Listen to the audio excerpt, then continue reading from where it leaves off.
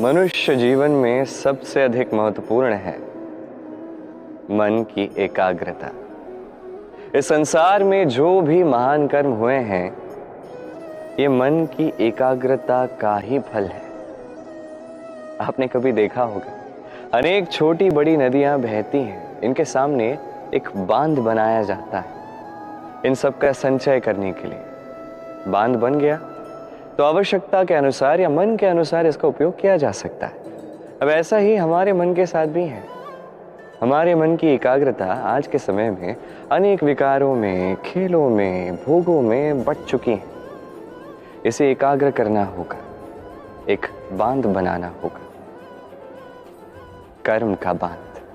आपको करना केवल इतना है कि जो उचित कर्म है वही कीजिए, जो अनुचित कर्म है वो करने से स्वयं को रोकिए। बस यही कार्य आप करते जाइए, मन में एकाग्रता का बांध बन जाएगा। और एक बार ये बन गया तो अब जब चाहे, जहां चाहे, जितना चाहे एकाग्रता का उपयोग कर सकते हैं। और एक बार आप ये सीख गए तो इस संसार को बदलने वाले कार्य आप कर सकते हैं, इस समाज को सुधारने वाले कार्य आप कर सकते हैं। हमें जीवन में सदैव ये सिखाया जाता है कि कभी किसी की निंदा मत करना, किंतु आज के समय में सत्य यही है कि हर एक व्यक्ति किसी न किसी समय पर किसी न किसी की निंदा करता ही है।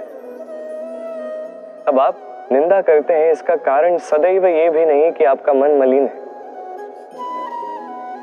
कभी कभी कुछ परिस्थितियां ऐसी आ जाती हैं, कुछ व्यक्ति कुछ इस प्रकार दुख दे जाते हैं कि उस दुख में ग्रस्त होकर हम निंदा करने लगते हैं। अब निंदा के विषय में एक सत्य है जो जानना अनिवार्य है, जो सत्य मैं एक उदाहरण द्वारा आपको बताऊंगा।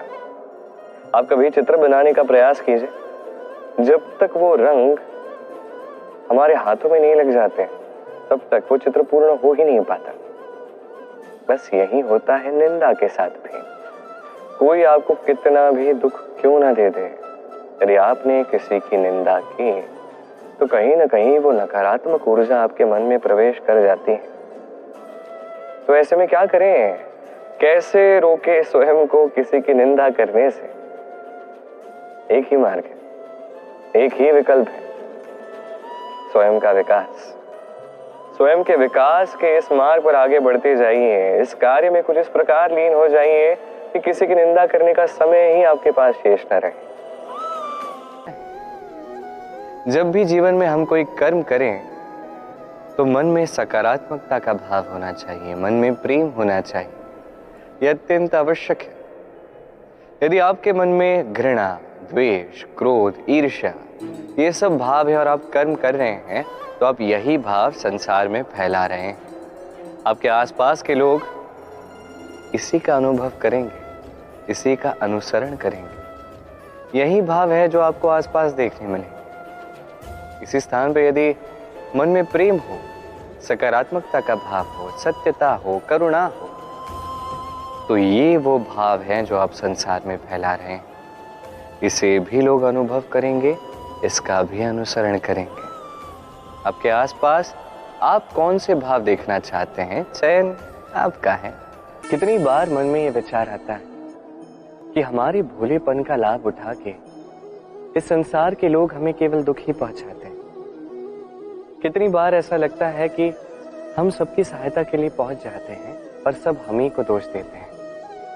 कितनी बार ऐसा लगता है कि हम केवल सत्कर्म करते हैं, सबकी भलाई ही चाहते हैं, किंतु सब हमारे ही विषय में अनुचित बातें करते हैं। दुख होता है, किंतु हमें कभी ये देखना चाहिए, लोग जो है वो आम के वृक्ष पर पत्थर फेंकते हैं, बबूल के वृक्ष पर क्यों नहीं फेंकते? क्योंकि आम के वृक्ष पर मिलते हैं मीठे स्वादिष्ट फल, वही बबूल का वृक्ष हमें क्या देता है? केवल काट। तो यदि आपको कोई ताने मार रहा है, आप पे दबाव बनाने का प्रयास कर रहा है, आपके विषय में अनुचित बातें कर रहा है, तो कदाचित आप में ऐसा कुछ विशेष है जो उनके पास नहीं। स्वयं को आत्मविश्वास से भर दीजिए, सकारात्मकता लाइए और सत्कर्म करते जाइए। इस कटुता को मन में प्रवेश करने ही मत दीजिए। इस संसार में जब भी दो मनुष्य साथ आके किसी समस्या के विषय में बात करते हैं तो या तो अंत में वो कोई ना कोई हल निकालते हैं या तो विवाद होता है। ये विवाद मनुष्य जीवन की सबसे बड़ी कठिनाई है, सबसे बड़ी समस्या। सोचिए ये विवाद होते क्यों? तब होते हैं जब संवाद ठीक से नहीं होता। और संवाद ठीक से क्यों नहीं होता? क्योंकि अधिकतर बार मनुष्य एक ही भूल कर बैठता है। सामने वाले की बात तो सुनता है किंतु उसे उत्तर देने के लिए, उसकी बातों का मर्म समझने के लिए। किंतु जिस दिन से, जिस क्षण से आपने ये सीखना आरंभ कर दिया कि मुझे सामने वाले की बात सुननी है, उसकी बात समझने के लिए, उसे प्रति उत्तर देने के लिए नहीं, उसी दिन से विवाद का अंत हो जाएगा और संवाद स्थिर हो जाएगा। देखिए, या तो सामने वाले की बात समझ लीजिए या तो अपनी बात अच्छे से सामने वाले को समझा दीजिए। संवाद या विवाद, आप क्या चाहते हैं, निर्णय आपका। संसार में दो प्रकार के मार्ग होते हैं, उचित मार्ग और अनुचित मार्ग। एक शुभ की ओर ले जाता है, एक अशुभ की ओर ले जाता है। कई बार अज्ञानतावश जीवन में हम वो मार्ग चुन लेते हैं जो अनुचित होता है, फिर स्वयं को आश्वासित भी कर देते हैं कि अब यही मार्ग पर चलना होगा, यहां से लौट के जा नहीं सकते। किंतु यदि मैं आपको सत्य बताऊं तो वो केवल आपका भ्रम है। आप में बस संकल्प की थोड़ी कमी है, उसे जागृत कीजिए और बढ़ाइए। आप देखेंगे संसार में ऐसा कोई मार्ग नहीं है जहां से पुनः लौटकर आया नहीं जा सकता। ऐसी कोई सोच नहीं है जो बदली नहीं जा सकती। यदि आज इस क्षण भी आपको लग रहा है कि आप किसी अनुचित मार्ग पर हैं और आप शुभ मार्ग पर जाना चाहते हैं, तो वहां से मुड़िए, लौटिए, पुनः चौराहे पर आइए और वही मार्ग चुनिए जो आपके लिए शुभ है। थोड़ा समय लग सकता है किंतु निश्चित रूप से आपका मंतव्य और आपका गंतव्य दोनों अधिक श्रेष्ठ हो जाएंगे। आइए और मेरे साथ प्रेम से कहिए, राधे राधे।